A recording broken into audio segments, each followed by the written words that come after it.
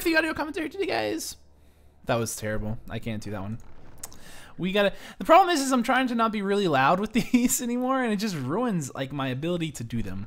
So we're gonna try this again. Hopefully, it will come out better. I don't know. I don't know. Hello and welcome to another Warcraft the audio commentary. Today, guys, we're gonna be watching another game from the Dog Cup broadcast. Indeed, we are from the qualification stages. This is going to be the very first game and the very last game. It's a best of one between these two players. Two excellent players. Let us go ahead and introduce who they are. Spawning in at the wonderful 3 o'clock position, we have the Purple Night Elf, Alice. Yes, indeed. Alice is a wonderful elf player, and he's always fun to watch. He is one of the elf players who puts his Ancient of Wars on the side closest to his opponent. Against undead, there's not really too much harm there. It's possible.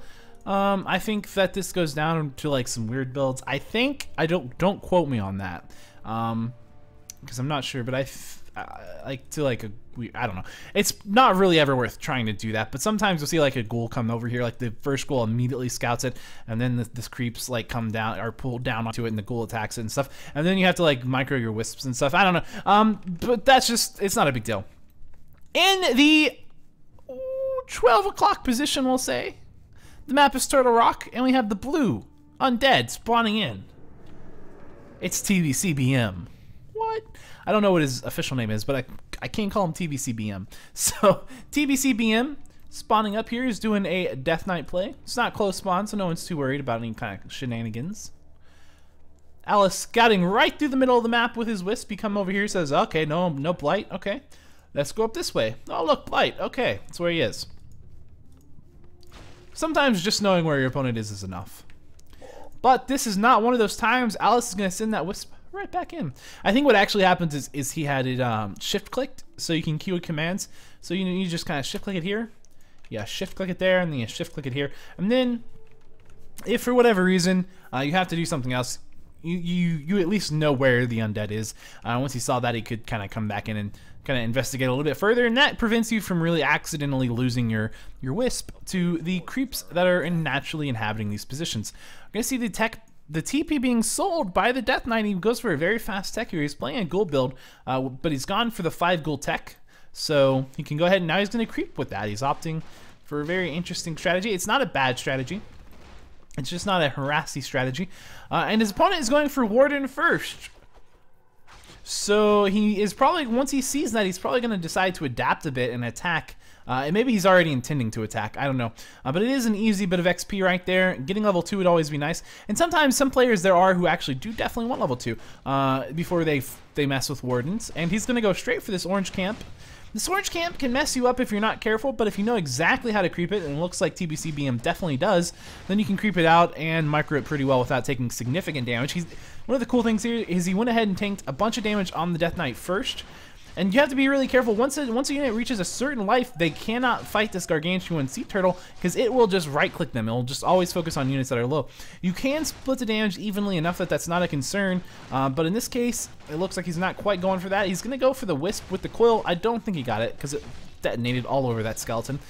We have that Warden coming in here who is level 2. Both heroes are level 2 at this point, and he's gonna gotta go for this round, but doesn't really need to worry about that too much on the Warden because really he's just trying to keep that Death Knight alive at this point. We'll pick up the item as well as the experience from that big Gargantuan Sea Turtle, but the tome goes to the Warden. Tome not nearly as important. We have 4 archers right now. They're focusing down these ghouls. I'm kind of surprised he's right-clicking on that Warden still. He kind of just needs to get out, and he's gonna lose one ghoul. Will he get to deny? No, he will not.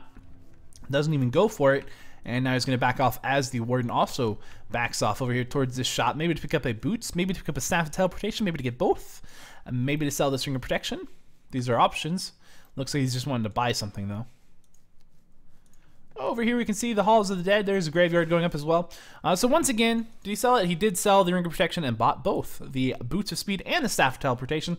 Both of those are pretty nice to have. There's not really any downside to getting them, and there's just so many upsides. You may as well. I mean, there is a downside because it's like, oh, I want to say 400 gold to get both of those, so it's kind of pricey, but you know, it's nice. It's just so nice. The staff allows you to do some really cool stuff. If they do pick up a staff of teleportation, there's really only one reason that the Warden gets a staff. Why? Because honestly, the Warden usually, in some cases, they'll be super effective if they just right-click the Death Knight and chase them across the map, get in a bad spot, and then they can staff out. But usually, if they get staff teleportation, they have one target. They have 5 targets, 5 little acolytes that they want to come in and kill, harass, and then when they get in a bad spot, then staff out, and they can really do that really well. If they're level 3, or if they're level 4, or if they're level 5, they just get more effective at it every level. You usually don't see them doing it until level 3, so that's one of the big reasons why Undeads try to prevent the Warden from hitting level 3. They try. That's going to be a wonderful little steal right there for that Ogre. Picking up level 3 on the Death Knight. Picking up level 3 means he has level 2 Death Coil. Focusing down the Warden, if you can kill it, it's great. He's going to go for the another steal. Will he get it? No, he won't. He also won't get the ward or the item. Picking up a Pendant of Energy on the Warden, fantastic thing to have. Oh, he's going to give level 3 to the Warden with the skeleton. You never want to do that. That is got to be the worst feeling in the world. And that was a case where literally not having skeletons would have been better than having skeletons.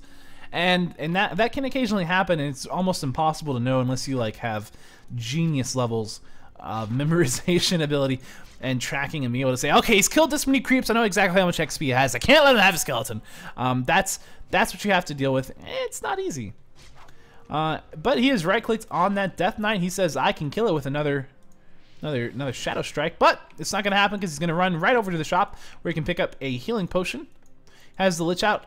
It used to be standard that against Warden, you just had to buy at tier 2, you had to buy a healing potion, you had to get your Lich, and that was what you had to do before you could do anything else. It didn't matter if you wanted to go straight to tier 3 or not. No, you had to have the Lich, you had to have the healing potion, because Shadow Strike used to cost 65 mana. It costs 75 now, but it used to cost 65. And so the Warden was very potent, very powerful, would pick up level 3, and they would just, right as soon as you hit tier 2, that was about the time they'd hit level 3. Or rather, that's about the time they would have hit level 3 and be on your side of the map, and that's when they would start chasing your Death Knight down. So it was expensive. In this case, he's gone to tier 3 very quickly, obviously delaying the Lich as well as the Slaughterhouse. This is going to allow him to pick up that Orb of Corruption. He got a late healing a potion. That's fine. And as well as that, he's getting some statues out. You can see he's getting a nice Ziggurat built up right there. It's going to give him 37 out of 50 supply here in just a second. You're going to see a nice scout on this Ancient of War. He's going to try to bring these creeps over here, but is he going to manage it? Yes, he will. He does manage it. Look at that. Oh, it's impressive. The Warden running across the map. He's got Boots of Speed. He's got that staff teleportation. He's got the Pendant of Energy. He's got Acolytes on the brain. And soon he wants to have Acolytes on the knife. What he doesn't know is that his opponent is already tier 3, which means it's not really going to be that effective. The goal tends to be to get the harassing kills while the Undead is teching from tier 4 to tier 2 to tier 3. But it's not really going to happen like that this time. You're going to see this Ancient War going down, and the Undead player is in a decent spot. He's not in a bad spot. He's going for the ghouls even right now with that Warden. Just says anything I can get my hands on. He's like, I'm so sick of being slow. Because obviously, that's part of having the tier 3 done, is that he's going to be slow when he's attacking stuff. He's probably going to kill the ghoul as well. Kills 2 ghouls, kills a couple of acolytes. He's doing a decent job. Meanwhile, now he staffs out. Meanwhile, the Undead player is creeping this out. These 4 middle camps, this one, this one, this one, and this one, these 4 middle inner turtles, the inner turtle camps, drop the best consumable items you can get in the game. If you have time, if you have the ability as the Undead player to creep these 4 things out before the Elf does, that generally puts you pretty far ahead. You get great items. Potion of Invulnerability, that's 15 seconds of invulnerability that you have on your heroes all of a sudden, which is huge because this is a very hero kill kind of strategy. Right click on a hero, kill the hero. That's what the Elf wants to do. So having nice consumables that help keep you alive is perfect for this Undead player. And he's going to pick up, is it a, what did he pick up? I don't know what he picked up. Oh, there it is, a Potion of Greater Mana. That is also a fantastic item for him because that gives him more coils. More coils is more life, more nukes, all these things. All these things are good. You're going to see a bear getting lots of nukes, but he's going to get staffed out with the staff preservation. We're going to see the Warden blinking away from danger as well. And this looks very much like a solo Warden play. Solo-oriented Warden, he's tier 3, so he's level 3. He's very close to level 4. And every bit of experience he gets right now is greatly increased because he's got the tier 2 hero level advantage that you only get if you only have 1 hero. The second you start building a second hero, that advantage goes away and you go back to normal XP. But that's going to allow him to quickly make up the level deficit. The problem for him is that 3 heroes versus 1 hero. If the undead has decent hero levels, it's going to be very difficult, even if he does have a high level warden. It's going to be very difficult. And another big consumable item going to go straight to the undead player, and if he comes down here, you might even get another creep jack on the elf. Once you pick up the Wand of Mana Stealing, that's probably the worst drop. It's decent against the Warden because you can kind of nuke the Warden's mana that way in some sense, but for the most part, it's not really the item you want. And this is a fight, really, the elf can't take this fight. He's got 2 bears that are entangled right now. We do have a destroyer out on the field as well, so he can actually start eating the rejuvenations, which means that Warden will be less tanky than normal. Rune of Watchers soon, as well as a Parrot of Vitality? Sure. What am I saying? I'm tripping over my words tonight. I'm just so tired. Tome of Experience has been dropped. I'm going to pick that up on the list to get level 3. And the Undead is looking quite favored in this game. Really, he's looking incredibly favored in this game right now. At this point, you're going to start seeing a bunch of bears. Will we see a Sacrificial Pit? We won't. We won't. But if the elf starts going super bear heavy, then that's a pretty good time to go ahead and start going for the Frostworms. You know, just in general, you can deal with bears with destroyers. You can, but it's harder. Frostworms are the hard kind. Although we did see in last game why you got to be careful not overproducing Frostworms if your opponent is underproducing bears. That is basic strategic counterism. Counter. Yes, that's what it is. Or something, I don't know. But level 4 on the Warden, you can just see he's only gotten a few kills. He's gotten this creep camp, and he got like barely anything over there, and he's already gone from being like right here at level 3 to right here at level 4. When you have tier 3 experience with a solo hero, you gain levels incredibly fast. Of course, that still limits you up to level 5. But getting level 6, he can definitely do it. He can definitely get level 6. He's just going to have to take some decent fights. Even if he takes some indecent fights, he can probably still manage it. I mean, really, that's just the nature of the game at that point. And a Warden at level 6 kind of is game-changing in the way that an Archmage hitting level 6 is game-changing. The Warden's level 6, if you've never seen it, it's an avatar thing that summons it's a spirit of vengeance. It summons little avatars of vengeance. And these little things, they're ranged units. They are summoned on skeletons and corpses. Anything that's died can be revived into these things. And they're invulnerable, and they last a pretty long time. And you can just kind of start killing stuff, buildings with them. I mean, there's nothing the undead can do whatsoever about that. And so, naturally, a high-level Warden, for example, level 5, is capable of just decimating your economy, your units over here. We do have a Sacrificial Pit down, so he can do that. He's going to need that just for the shades at this point. Even if he doesn't go bone Frostworms, he's definitely going to need a bunch of shades, at least 2 shades. In my opinion, you can get away with less if you're really good, but 2 shades is a really good number. 3 shades is even better on this massive map, because the problem that he has to contend with at this point is that his opponent is going to probably be going for because he's probably not going to be winning these fights. He's probably going to go for the harass play. Although he can win this fight if the undead takes this in the elf player's base at night with a bunch of moonwells that have like tons of mana. But we'll see if he does. He's going to go for these bears. The one thing is that if you're in the base, staffing is not quite as effective. You see a nice Fan of Knives. Okay, AoE blink in the Fan of Knives. Do it well. And these Frostworms, or I'm sorry, these Fiends are gonna pretty much be killed immediately. The Undead actually is in a terrible spot right now. I don't know why he decided to take the fight right there, but he did, and it seems crazy to me. He's in a not great way. Using the Wand of Mana Stealing, you may as well.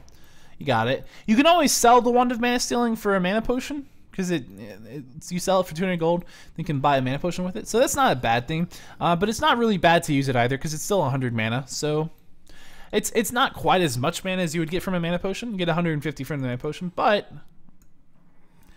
this one gives you 300, and he already has that. So I don't know. They share cooldowns. Potion of Greater Mana and Potion of Mana share cooldowns. So that's one of the nice things, is the Wand of Mana Stealing doesn't share cooldown, and also it's less mana. So like right now, if you pop this, it would overkill his mana, so he can't pop it. He doesn't need to pop it. So yeah, I don't know. It's not a bad item to have. It's really not a bad item to have, because it is a little annoying. I would have probably sold it for a Potion of Mana in this game, because the mana, there's just a ginormous amount of mana on this panda. He's got 500, or on this Warden, 525 mana. Pendant of Energy. There's really Not much that can be said about that. Not much at all.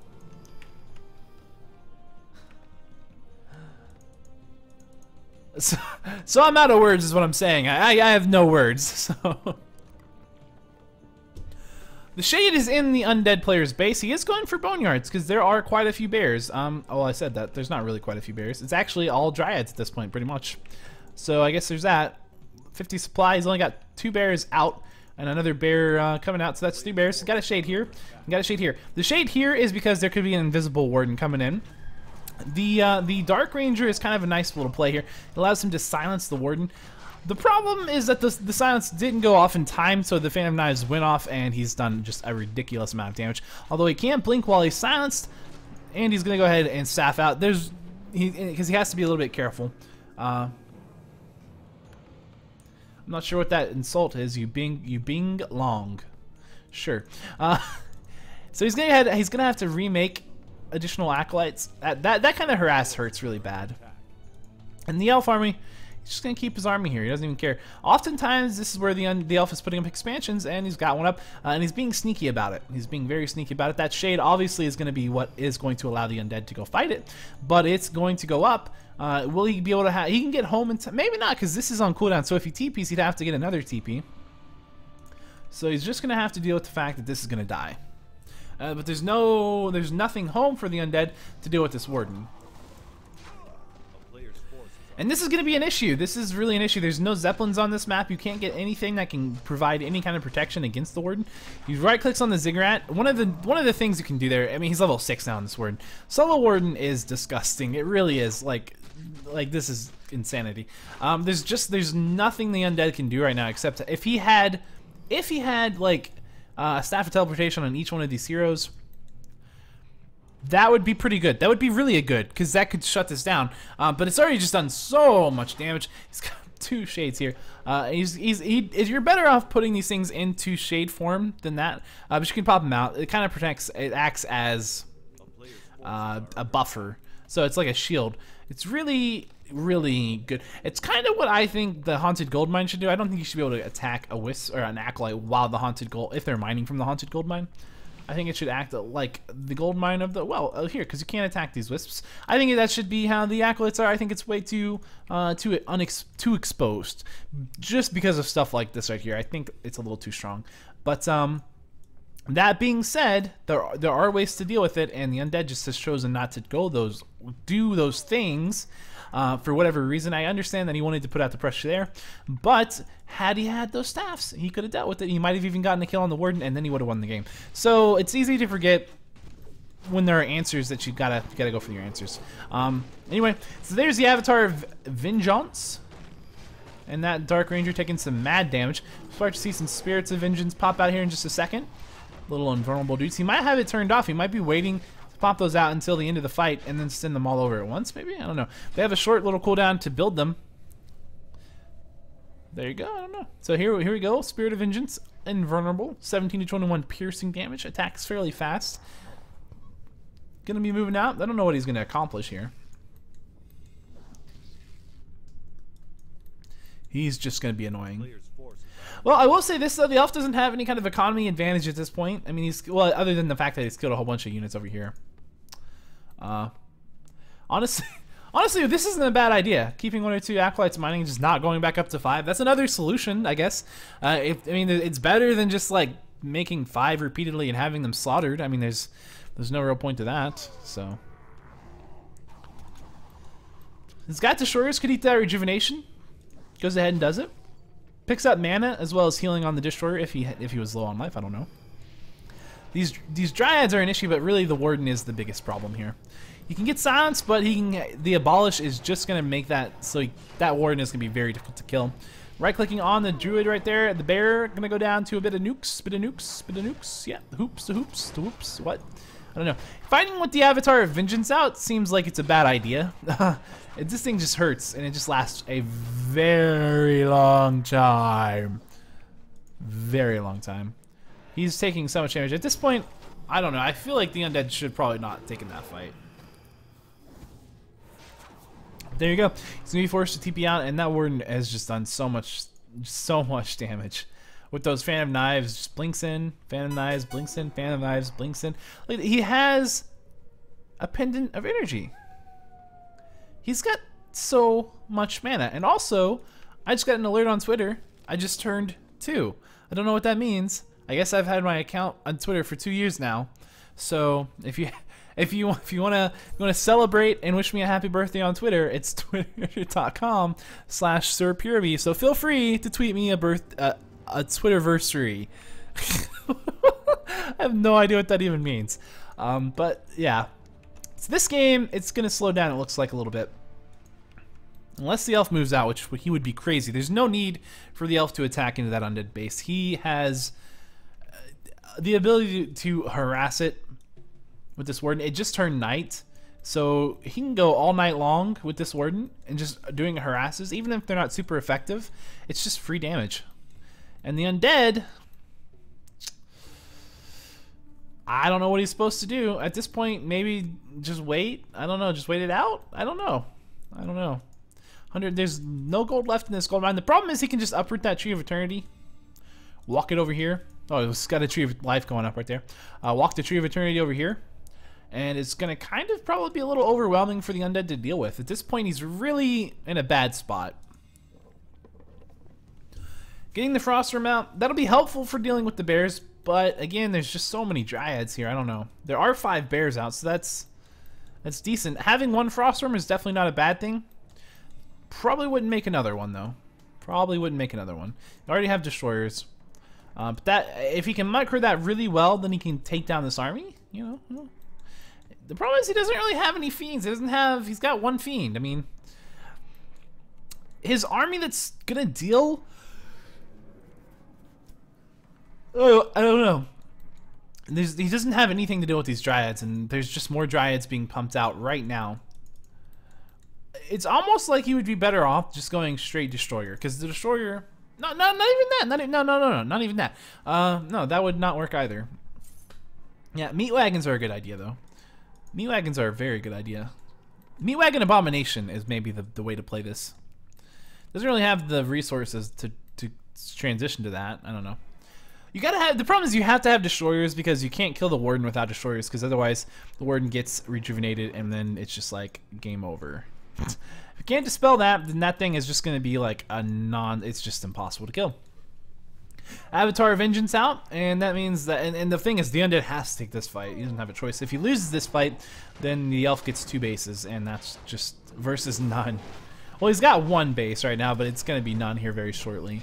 Just like 1,500 gold left, I think is what it was. It might have been 2,000, I don't know. He might have a decent amount. I think it was 1,500. Anyway, so this fight's going on. We can see the Warden taking some damage, but he will go ahead and pop a Potion of Invulnerability as well as getting rejuvenated. So he is healing up quite rapidly. The Frost Worm going to go down. That Meat Wagon's not in the best spot. 1 bear down. So maybe a 2nd bear was staffed out, I think. The Meat Wagon down as well. If he can kill the Warden, it would probably just get staffed. But, you know, or taverned rather. But, I don't know. Lich is going to tank a little bit. He can kill another bear right now. The bears are really not that big of a deal, but he's focusing them down. Going for the Dryads might be a better idea. I feel like the Dryads get a little underrated. They tend to be the last unit that you focus down, and we're going to see that right now, because they die easily, but the thing is that they really can shut you down the whole game. If he had killed all of those Dryads instead of those bears, and there was just an army with 4 bears left in the Warden, the undead would win, no problem. But these Dryads are the problem.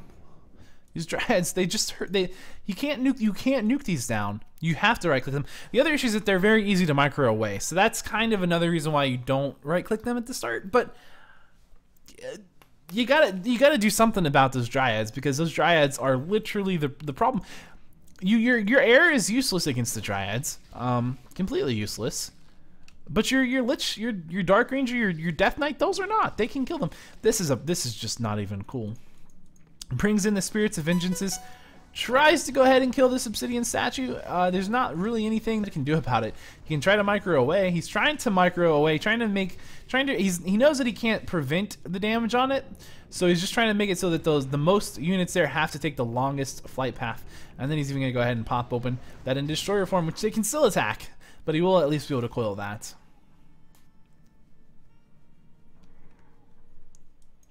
So we have 1 gold mine, we have 2 gold mines, we have 3 gold mines. But this gold mine right here is going to go down, and 40, 30, 21. Boom. Shabam. It's getting unsummoned. So the undead is pretty much at the end of his gold income. He can unsummon a few buildings if he wants to. He's going to go ahead and try to do some big push here. This is the best shot he has in the game up to this point. So, because right now there's only 1 bear, there's only 1 warden, and there's only a handful of dryads. If he can win this, then he can actually take the Tree of Eternity down. He can also take this down. He can win the game, but he has to win this fight. It's absolutely of utmost importance. Seeing another bear come out, another bear as well. Gonna see focus immediately on the level 7 warden. He's gonna get rejuvenated. He will get dispelled, although it does a bit of healing off that frost from taking immediately. Lots of focus. Gonna see a coil on it as he tries to fly over the trees out of the range of the dryads, but that's not really gonna happen. Phantom Knife's gonna go on, and that frost worm gonna die. There is a meat wagon out. Unfortunately, slightly missed micro. It should have been attacking from back there most likely, instead of running right into the elf army and getting slaughtered immediately without a single attack. That's not the best way to use your resources, really. There is one way to kill Spirits of Vengeances, and that is if you kill the Avatar of Vengeance. So the problem is it's got so much life. It's got 1200 life. Focusing it down is kind of difficult. It can be staffed out, although it doesn't actually have a staff on the warden, so maybe not so much.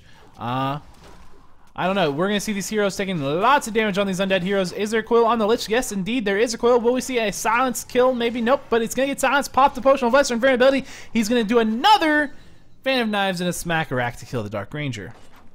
And he's going to back out and go for this obsidian statue. So this was not the kind of fight the undead really needed to be taking there. He lost his hero. Lost a meat wagon for free. Not really doing a lot. Meat wagons are great. They're really good. They have Disease Cloud. They're great. They're wonderful. But they have to be on the dryads to be effective. That's how it has to go. We have a couple of ghouls down here. They're just having themselves a bit of fun. Didn't really manage to do a whole lot. But nice. You know, they get picked off though. They would have been completely useless in the fight because Phantom Knives would have just destroyed them instantly. So the undead, once the game gets to this position, or really the position it's been in for quite a while, it's very difficult for the undead to win. And I truly don't know what he could have done better in turn. The thing is that there's a reason you don't focus the dryads, and that's because the bears do so much damage. They have so much utility, and they're really difficult to deal with. So that's why you go for the bears first. But in some cases, it's like, no matter what you do, you're in a bad spot. You can't really kill the warden once he gets to this point. You can't kill him. Blink is just so powerful. And they have items and they have heals and all those. I don't know. Death Knight is about to go down. Death Knight goes down. Lich is also in a similar spot. I mean, that ward just blinking all over the place. Good game is called by TBCBM. And Alice wins the game and advances to the next round. Like I said, I don't know. That was an interesting game, but it's a little too reminiscent of the days when Warden wasn't nerfed. I don't know. I don't know. Alice played really well. TBC and BM. I don't know. He did okay. He did okay. But he could have done better. He could have done better with the meat wagon play. He could have taken He could have taken a couple better position fights. So I don't know. Maybe he should have gone with a completely different strategy even, because maybe once he saw the warden, he shouldn't have let it creep so freely. There are a lot of ifs and things, so I don't know about the game. But that's the game. That was the second game they were casting tonight for the Dog Cup broadcast. Thanks for watching. And I think that'll be the end of the stream tonight. I'm going to prepare to watch Back to Warcraft cast WCA, so feel free to check that out. Thanks for watching, everyone. I'll see you next time. Goodbye.